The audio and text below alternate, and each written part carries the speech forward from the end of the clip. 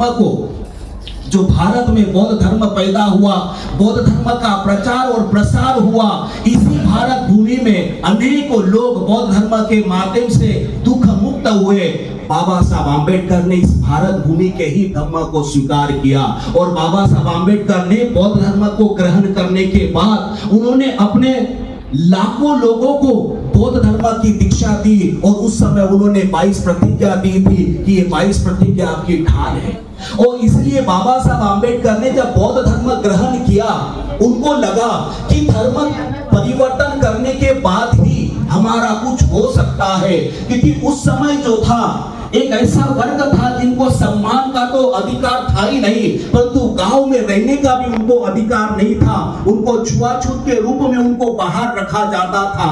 अगर कोई व्यक्ति उस समय कोई ईसाई बन जाता था, धर्म परिवर्तन करता था, या कोई व्यक्ति मुस्लिम बन जाता था, तो उनको बड़ा सम्मान दिया जाता था, उनको बड़ा आदर दिया जाता था। और ये एक ही बार घटना नहीं, ये विभिन्न प्रकार की घटनाएं बाबा साहब आम्बेडकर ने देखी थी। और इसलिए बाबा साहब आम्बेडकर ने बहुत चिंतन, बहुत मनन करने के बाद उनको लगा कि क्यों ना मैं धर्म परिवर्तन करूं। डॉक्टर बाबा साहब आम्बेडकर को ऐसा लगा कि मैं पहले धर्म परिवर्तन नहीं करूं, और इसलिए उन्होंने विभिन्न प्रकार के प्रयास किए कि धर्म के अंदर परिवर्तन हो, हिंदू धर्म के अंदर चेंजिंग हो, उनके अंदर किसी प्रकार का एक परिवर्तन हो। इसलिए बाबा साहब आम्बेडकर ने बहुत प्रयास किए। 21 साल लगे उनको सोचने के लिए, उनको समझने के लिए। 21 साल के बाद भी जब हिंदू कोड बिल जैसे कोड बिल को पास नहीं होने दिया, तो बाबा साहब आम्बेडकर को ऐसे लगने लगा कि नहीं, केवल धर्म परिवर्तन ही एक में वैसा एक रास्ता हो सकता है जिससे मेरे लोगों को एक बहुत अच्छा रास्ता मिलेगा। और इसीलिए उन्होंने, बाबा साहब आम्बेडकर ने 14 अक्टूबर 1956 में नागपुर की दीक्षा भूमि पर उन्होंने बौद्ध धर्म ग्रहण किया।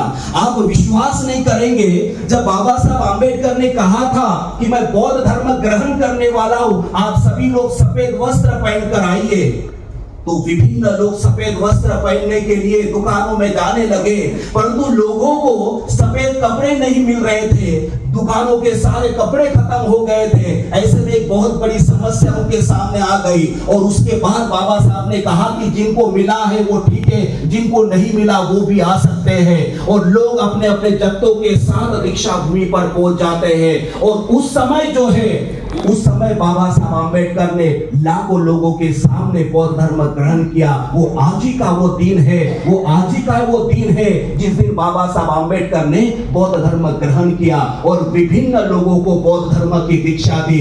उन्होंने गुरु चंद्रमणि जी के द्वारा दीक्षा लेकर एक ऐसा मार्ग प्रशस्त किया।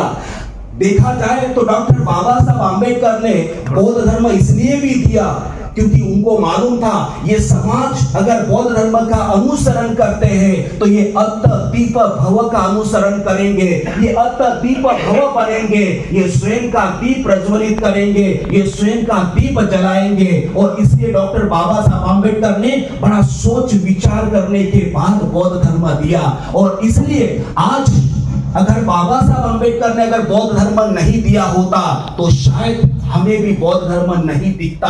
आज जितने भी स्तूप है, स्मारक है, या जितने भी हम लोग यहाँ पर स्तूप देखते हैं, हम लोगों को पता ही नहीं चलता ये बाबा साहब आम्बेडकर की देन थी कि जिन्होंने हमें बौद्ध धर्म देकर विश्व के उन देशों से जोड़ दिया जिन देशों से हम लोगों को जोड़ना चाहिए। और इसलिए जो व्यक्ति बौद्ध बन जाता है वो निश्चित ही अंतरराष्ट्रीय स्तर पर जुड़ जाता है और विभिन्न देशों में जो बौद्ध लोग हैं उनके साथ उनकी कनेक्टिविटी होती है।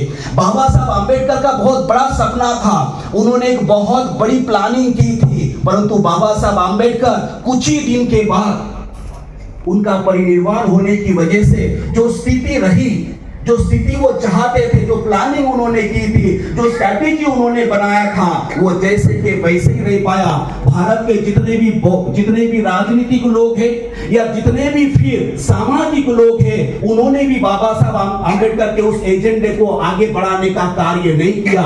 ये जिम्मेदारियां बौद्ध भिक्षुओं के ऊपर आई, परंतु बौद्ध भिक्षु भी उस तरीके से नहीं कर पाए, वो भी अपने माध्यम से, क्योंकि बौद्ध भिक्षु को जब तक आप लोग सहयोग नहीं करेंगे, आप लोगों का सहयोग नहीं मिलेगा या आप लोगों का सपोर्ट नहीं मिलेगा, तब तक आगे बढ़ने की कोई गुंजाइश ही नहीं हो सकती है। और इसलिए ये जिम्मेदारी सामाजिक और राजनीतिक लोगों के ऊपर थी, परंतु उन लोगों ने बाबा साहब आम्बेडकर के केवल और केवल सामाजिक और केवल राजनीतिक एजेंडे को आगे बढ़ाने का काम किया और धार्मिक जैसे कि वैसे रही। बाबा साहब आम्बेडकर ने बहुत ही सुंदर प्लान किया था कि दिल्ली से पूरे भारत का बौद्ध धर्म की कनेक्टिविटी रहेगी।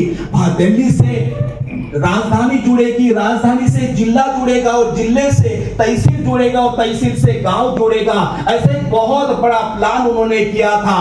जब उन्होंने चंद्रपुर में दीक्षा ली थी, उसके बाद विभिन्न जगहों पर दीक्षा के कार्यक्रम आयोजित किए गए थे, परंतु 6 दिसंबर 1956 में बाबा साहब आम्बेडकर ने अपने भौतिक शरीर को छोड़ दिया और उसकी वजह से उनकी प्लानिंग धर की धरी रह गई और उसकी वजह से उसको आगे नहीं बढ़ा पाए। परंतु हमारे पास अभी भी मौका है कि हम लोग उनके प्लान को, उनके काम को आगे बढ़ा सकते हैं। और उसके लिए हम लोगों ने भी भोपाल में चुनाभट्टी में इतनी बड़ी जगह जो गवर्नमेंट के माध्यम से, जो मध्य प्रदेश में किसी भी बौद्ध विहार के पास इतनी बड़ी जमीन मुझे लगता है कहीं पर भी नहीं होगी और इतनी कीमती भी जमीन कहीं पर भी नहीं हो सकती है। इतनी बड़ी जमीन पर एक बौद्ध विहार बनाने की परिकल्पना हम लोगों ने की और वहां पर हम लोगों ने भगवान बुद्ध की विशालकाय मूर्ति भी बिठाई और अभी वहां पर हम लोग कुछ कंस्ट्रक्शन का भी काम हम लोगों का चल रहा है। वहां पर जो बाहर से जो लोग यहाँ पर आते हैं,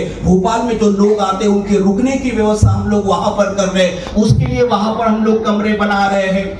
विभिन्न लोगों का उसमें सहयोग रहा, विभिन्न लोग उसमें सहयोग करते आ रहे हैं और आने वाले दिनों में मध्य प्रदेश का एक में वैसा बौद्ध स्थल दिखेगा जो सब लोगों के नजर में और सब लोगों के लिए एक सम्मान का और एक बौद्धों का पवित्र और श्रद्धा स्थान वहां पर निर्मित होगा।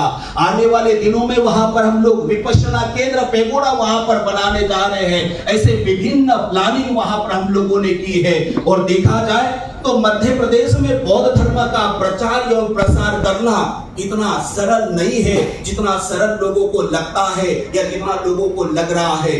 परंतु इतने कठिन प्रयास में भी हम लोगों ने विभिन्न लोगों को जोड़ने में हम लोग सफल रहे हैं। आज मैं बहुत बहुत साधुवाद दूंगा सवाजीत यादव साहब को कि वो डॉक्टर बाबा साहब आम्बेडकर जयंती के उस समय आप यहाँ पर जुड़े और जब भी हम बोलते हैं तो आपका समय, आपका साथ हम लोगों को मिलता रहता है। मैं बहुत बहुत साधुवाद दूंगा डॉक्टर मनोज राजे जी को जो विभिन्न लोगों को जोड़ने में वो कार्य करते आ रहे हैं। अंसारी साहब दिखते हैं मुस्लिम, परंतु देखा जाए तो वो आम्बेडकर राइट से आपको बता रहा हूं मैं, यहाँ पर उनके मन में बाबा साहब आम्बेडकर के प्रति बहुत ही श्रद्धा और बहुत ही विश्वास है। मैं उनको भी बहुत बहुत साधुवाद दूंगा।